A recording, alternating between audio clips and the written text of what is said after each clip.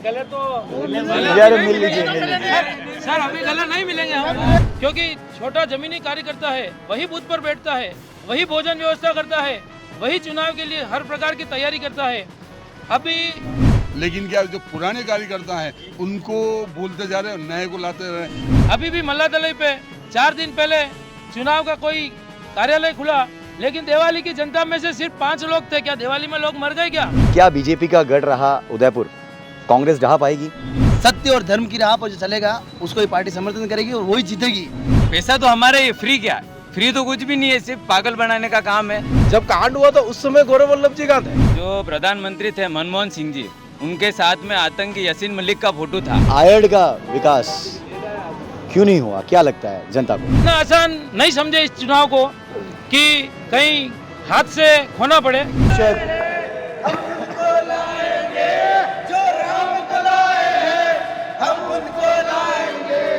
हर घर मोदी लहर जगाएंगे, हर घर मोदी लहर।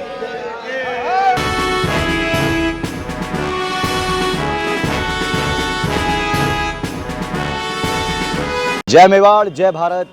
मैं हूं आपका अपना आरजे अंकित आपके साथ। जैसा कि आप सब जानते हैं कि इस वक्त उदयपुर में चुनाव का माहौल गरमाया हुआ है, चर्चाएं ही चर्चाएं चल रही है और इन चर्चाओं में से ही या इन चर्चाओं के बाद ही कुछ ऐसा निकल कर आएगा जिसे वाकई जनता प्यार करती है, वही इस शहर का प्रतिनिधित्व करेगा। इस वक्त मैं खड़ा हूं उस मोड़ पर जहां एक तरफ रास्ता जाता है गौरव केंद्र की तरफ और दूसरी तरफ फतेह सागर, जहां से हर कोई एक बार दिन भर में महीने भर में गुजरता जरूर है। यह है वो रोड और इसीलिए हमने चुना है वार्ड नंबर 1। आज मैं खड़ा हूं वार्ड नंबर 1 में और जैसा कि आप देख रहे हैं मेरे पीछे जनता है। जनता से बड़ा कुछ नहीं है, बहुत सारे सवाल लेकर मैं आया हूं कि इस बार कौन सी, जी हां, कौन सी पार्टी अपने विजन से वोट बैंक को अपने नाम करेगी। तो आइए चलिए, मैं खड़ा हूं इन लोगों के बीच में, पूछते हैं इनसे कुछ सवाल और शुरू करते हैं आरजे अंकित के साथ ये चुनावी चौपाल। मैं आपसे जानना चाहता हूं सर कि उदयपुर में आपका विधायक कैसा हो? हमारे विधायक बीजेपी के कर्मठ जो ऊपर से अनुशासन के आधार पे ताराचंद जी को घोषित किया गया है और गुलाब जी भाई साहब के नेतृत्व में ही यहाँ जो काम होगा मेवाड़ में होगा। हमारे वार्ड नंबर 1, वार्ड नंबर 70 और वार्ड नंबर 69, इसके सेनापति हमारे अतुल चंदालिया हैं और ये पूरी टीम जो है जी, हम उन्हीं के पीछे हैं।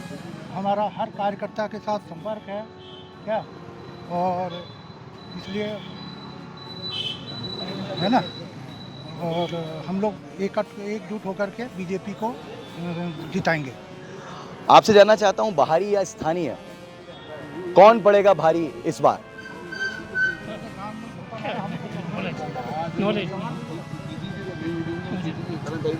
बाहरी या स्थानीय कौन पड़ेगा, किस पर भारी?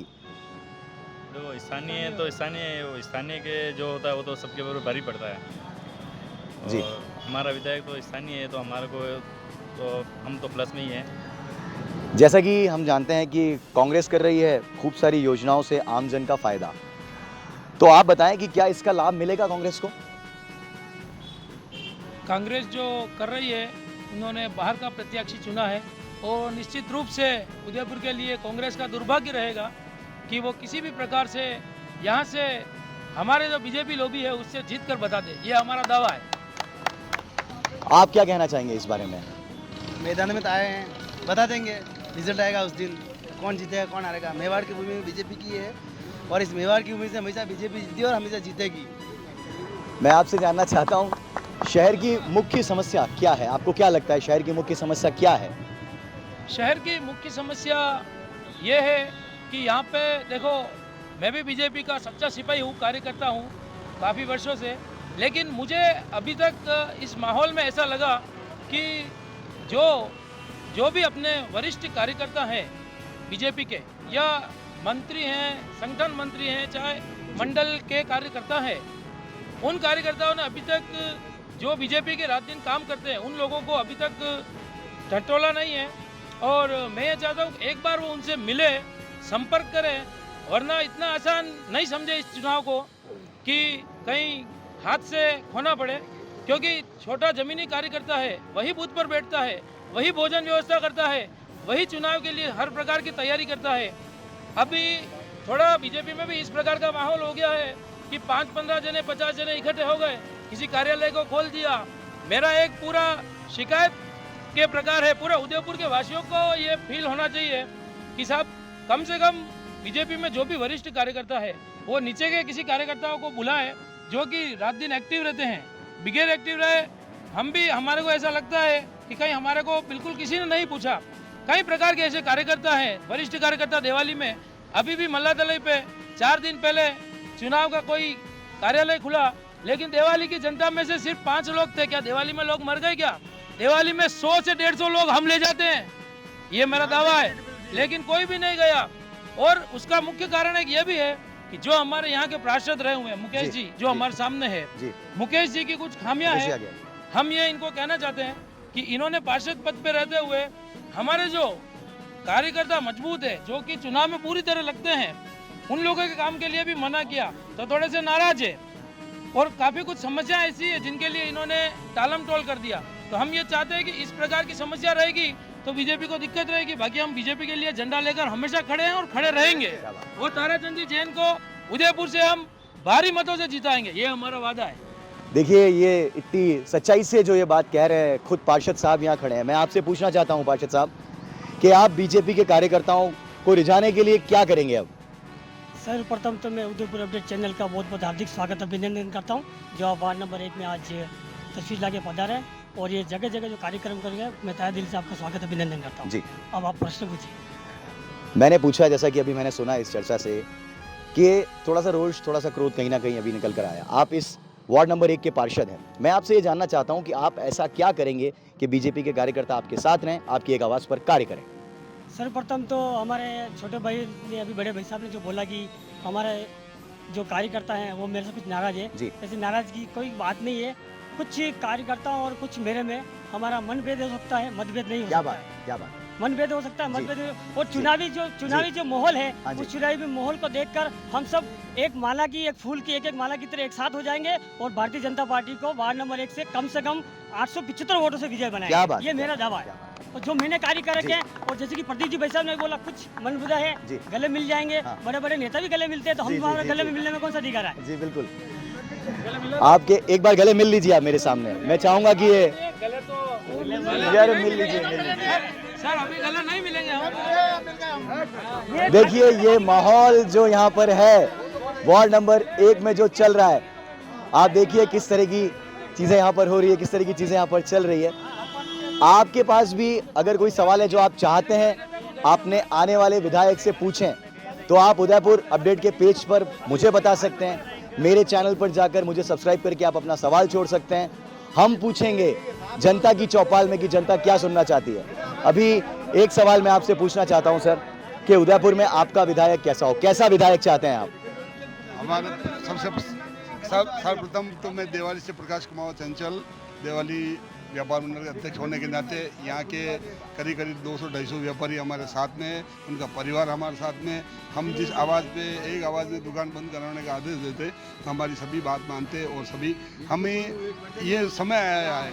समय आने के पश्चात में ये लगा है कि भाई उदयपुर में वापस बीजेपी को जीवंत करने के लिए जी ऐसा कोई विधायक बने, तो हम यही कहते हैं कि हमारा विधायक जो पार्टी ने निर्णय लिया है वो सर्वश्रेष्ठ है। लेकिन उनमें ही कमी है, तो इन कार्यकर्ताओं को जो रोष व्याप्त है, भाई अब जनसंख्या और पार्टी के कार्यकर्ताओं की संख्या तो बहुत ज़्यादा बढ़ गई भाजपा में, लेकिन क्या जो पुराने कार्यकर्ता हैं उनको भूलते जा रहे हैं, नए को लाते रहे। नए थोड़े दिन के स्तंभ जो भाजपा का पुराना है उनको याद करके ही अटल जी ने कहा था पुराने को मत छोड़ो, संघ ने भी कहा था पुराने को मत छोड़ो, नए को बनाने की जरूरत नहीं है। पुराने हैं तो काफ़ी सब हो जाएगा, अपनी संस्कृति बन जाएगी। इसी माध्यम से उदयपुर का जो विधायक है, हमें उदयपुर की विश्व प्रसिद्ध जो ये उदयपुर की श्रेणी में आता है उसको बराबर रखने के लिए अच्छा, जैसे हमारे उदयपुर से ताराचंद जी को दिया है तो बहुत ही अच्छा है, लेकिन थोड़ी उनमें भी बहुत कमी है, लेकिन उन कमी को कार्यकर्ता मिलकर उनके कमी को हम पूरी करेंगे, ऐसा मेरा सोचना है। लेकिन समय आएगा, क्या कहते हैं, लेकिन इसके पश्चात में हम ये कहते हैं कि हमारा उदयपुर एक बहुत ही अच्छा है। हमारे दिवाली क्षेत्र जो वार्ड नंबर 1, 3 और 70, 69 जो हमारे साथ पास में लगता है, फतेह सागर की झील है और यहाँ पर्यटक आते हैं। तो ये एक तो रोड की एक जाम, संडे के दिन आप निकल जाओ रोड पे वो जाम रहता है, इधर पार्किंग की व्यवस्था गलत है और ट्रैफिक की व्यवस्था बिल्कुल ही नहीं है। क्यों प्रोग्राम होता है ट्रैफिक वाले को बुलाना पड़ता है, वो भी 4 घंटे 6 घंटे में चला जाता है। लेकिन हमारा कहने का मतलब है कि उदयपुर का जो विधायक बने वो हमारे इन सभी कार्यकर्ताओं को साथ में लेके चले, और हम यही चाहते हैं कि उदयपुर में भाजपा का विधायक बने और सर्वश्रेष्ठ बने, यही है। मैं जानना चाहता हूँ इस चुनावी चौपाल में कोई कांग्रेस का कार्यकर्ता क्यों नजर नहीं आ रहा है मुझे? आप हैं? हमारे बीजेपी के ये बोले जी। अच्छा, आपसे जानना चाहता हूँ सर, आप बताएं मुझे कि क्या बीजेपी का गढ़ रहा उदयपुर कांग्रेस ढहा पाएगी? कांग्रेस तो नहीं ढा पाएगी, क्योंकि उन्होंने जो पैराशूट कैंडिडेट उतारा है उनको अगर अभी देवाली चौराहे पे लाके खड़ा कर दे और उनको अगर ये पूछेंगे कि नीमच माता जाने के यहाँ पे कितने रास्ते हैं, तो उनको पता ही नहीं है नीमच माता जाते कहाँ से जी। तो ऐसा विधायक अगर उदयपुर में आएगा तो उनको भी समस्या होगी और यहाँ की जनता को भी समस्या होगी। तो ऐसा विधायक तो कांग्रेस ने उतारा है प्रत्याशी बना के, तो निश्चित तौर पे भाजपा तो आएगी, ये तो तय है, क्योंकि जो राष्ट्र हित में जो काम करेगा वही जीतेगा। आप बताएं, आपसे पूछना चाहता हूं कि कांग्रेस की योजनाओं के बारे में बहुत चर्चा हुई कि बहुत आम जन को फायदा हुआ, क्या कहना है इस पर आपका? ये तो सारा झूठ है। जब अशोक गहलोत सीएम बने थे तब राहुल गांधी ने बड़े बड़े वादे किए थे, किसानों का कर्जा माफ़ हो जाएगा, पर मुझे मेरे हिसाब से जहाँ से अशोक गहलोत चुनाव लड़े वहीं से 4-4, 5-5 किसानों ने आत्महत्या की है। तो मुझे नहीं लगता कि ये झूठे वादे के अब जनता बहकाव में आएगी, और पार्टी हमेशा यही है कि जो सत्य और धर्म की राह पर जो चलेगा उसको ही पार्टी समर्थन करेगी और वही जीतेगी। अब जो हमारा तो यही है, जो राम को लाए हम उनको लाएंगे, राज्य में हो, देश में हो, या फिर पार्षद में हो, या फिर अपने विधायक दावेदार में हो, जो अपने राम को लाए हम उनको लाएंगे।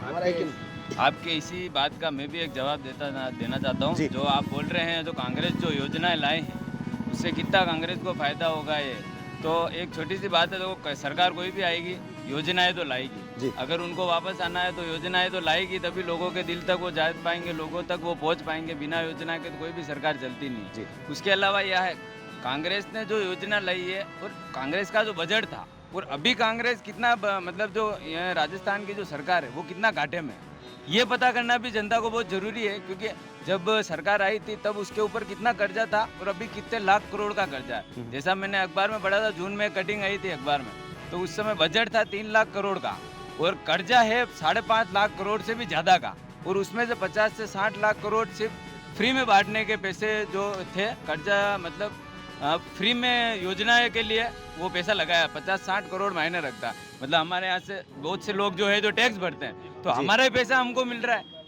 तो फिर पैसा तो हमारा ही, फ्री क्या है? फ्री तो कुछ भी नहीं है, सिर्फ पागल बनाने का काम है। योजनाएं है, ठीक है, जनता की सुविधा के लिए योजना आनी चाहिए, लेकिन फ्री जो करके वो करा रखा है वो सब एक फेक है और कुछ भी फ्री नहीं है, सब जनता का पैसा जनता में लग रहा है। आप क्या कहना चाहते हैं? ये योजनाएं सिर्फ चुनावी माहौल में ही घोषणाएं होती है, पहले भी हुई थी, 1, 2, 10 तक गिनती करो होगी घोषणा और हो गए, जीत गए। इस बार भी वही करना चाहते हैं, लोगों को गुमराह कर रहे हैं इसी तरह से। चुनावी चौपाल देखिए अपने चरम पर बढ़ती हुई। वार्ड नंबर 1 से मैं यहाँ बहुत सारे लोगों की राय जान रहा हूँ, मिल रहा हूँ। देखिए यहाँ पर लोग बात करना चाहते हैं, ये है असली उदयपुर। एक हमारे उदयपुर देवाली के अंदर क्षेत्र में सुलभ कॉम्प्लेक्स नहीं है, इसलिए मेरा निवेदन है कि कोई भी हो उससे मुझे कोई लेना देना नहीं है, लेकिन बाहर के आने वाले लोग हैं परेशान होते हैं, सुलभ कॉम्प्लेक्स बहुत ज़रूरी है। और पर्यटक है हमारे फतेह सागर आते हैं, नीमच माता जाते हैं, ये लोग पर पेपर देने लिए आते हैं तो बहुत परेशान है, इसलिए सुलभ कॉम्प्लेक्स होना बहुत ज़रूरी है। मेरा ये निवेदन आपसे। नमस्ते। बोलो आप बोलो। भावना है आप क्या क्वेश्चन है आपका? मैं सबसे ये पूछ रहा हूँ, जान रहा हूँ कि क्या बीजेपी का गढ़ रहा उदयपुर कांग्रेस इस बार ढहा पाएगी? कोई वजह? बाहर का आदमी है, बाहरी आदमी और आदमी, लोकल आदमी, और सबसे संपर्क है उनका, पर्सनल से जुड़े हुए आदमी है, अच्छे वर्कर हैं जी, और पेट रखती है खुद की अपनी पार्टी की सिंबल पर जीत के आएंगे। अगर आपका भी कोई सवाल है? जी। के अलावा भी मतलब कांग्रेस के टाइम में कोई विकास का काम नहीं होता है, कोई भी विकास का काम नहीं होता है। जब बीजेपी आती है सड़क से लगाकर हर चीज़ के मतलब उसमें विकास होता है। अगर आपका भी कोई सवाल है तो आप भेज सकते हैं उसे उदयपुर अपडेट के पेज पर। आप मेरे YouTube चैनल आरजे अंकित माथुर पर जाकर सवाल पूछ सकते हैं। आपके भेजे हुए सवाल हम हर वार्ड में जाकर जनता से पूछेंगे, साथ ही उनसे जो लड़ रहे हैं इस बार उदयपुर से। जी हाँ, आइए सुनते हैं क्या कहना चाहते हैं सर। सर मेरा नाम गजेंद्र सिंह है, जी। वार्ड नंबर 1 का ही हूँ।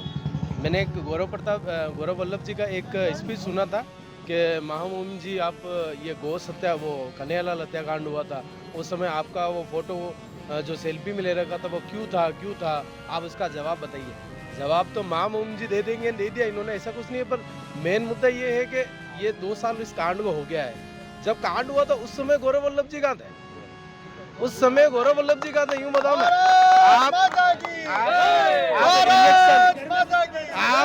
आप आज इलेक्शन है, इलेक्शन आ गया, आपको टिकट मिल गया, आप बाहर से आ गए, ठीक है, कोई दिक्कत नहीं है, आपको पार्टी ने टिकट दिया है, आप चुनाव लड़ो। लेकिन जब ये कांड हुआ था उस समय तो किसी ने नहीं पूछा, उस समय किसी ने पूछा ही नहीं भाई कन्हैयालाल का क्या हाल है, क्या हुआ है, उसके परिवार का क्या। आप वोट लेने के लिए अब आप बोल रहे हो महामहिम जी आपके साथ फोटो है ना, आप इसका जवाब दो। फोटो तो देखो हर देखो विधायक है, हर कोई भी आके सेल्फी ले लेगा, वो विधायक वो मना नहीं कर सकते हैं जी। तो ये बात मैं पहुंचाना चाहता हूँ कि सब सेल्फी तो हर कोई ले लेगा, आप ये फालतू में हिंदुत्व के नाम से वोट फालतू लोगों को भड़काओ मत और वोट मत लो, ये सब रियल बात है। इसी बात पे गौरव वल्लभ जी को मैं भी एक सवाल पूछ लेता हूँ, अगर उन्होंने ऐसा बोला है तो जो प्रधानमंत्री थे मनमोहन सिंह जी, उनके साथ में आतंकी यासीन मलिक का फोटो था। यासीन मलिक कितना बड़ा आतंकवादी है और ब्लैक लिस्टेड था, ये सबको पता है। तो वो उनका भी जवाब देते हैं, कोई आपके जो प्रधानमंत्री है उस समय पाकिस्तान का जो आतंकवादी है उसके साथ में आपका फोटो है। आप जनता की आवाज को नहीं दबा सकते और ये चुनावी चौपाल अपने पूरे रंग में रंग चुका है। मैं ऐसे ही रोज एक वार्ड में आऊंगा, मिलूंगा जनता से, जानूंगा उनकी राय। अगर आपके पास भी है कोई सवाल जो आप चाहते हैं कि हम उनसे पूछें, जो इस बार दोनों पार्टी से या अपने अपने टिकट के लिए खड़े हुए हैं, तो आप मुझे मैसेज कर सकते हैं यूट्यूब पर। मेरा चैनल सब्सक्राइब करके दी उदयपुर अपडेट के साथ हम जुड़े हैं, इस मंच से आप सवाल पूछ सकते हैं। जी कुछ कहना? जी जी जी जी। मैं उदयपुर की सारी जनता को कहना चाहता हूँ कि काम के ऊपर वोट करें। जो पार्टी आपके लिए उदयपुर में विगत कई वर्षों से वह कार्य कर रही है, उस पार्टी के लिए आप वोट करें। और बाहरी व्यक्ति बहुत सारे लुभावने वादे आपके साथ कर सकते हैं, बहुत सारी चीज़ें आपको बता सकते हैं कि हम ऐसा करेंगे, हम वो करेंगे, हम ये लाएंगे।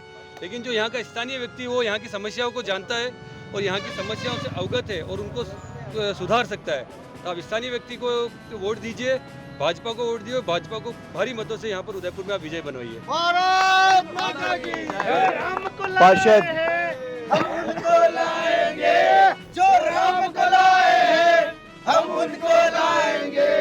हर घर मोदी लहर जगाएंगे, हर घर मोदी लहर जगाएंगे। हर महादेव, हर महादेव।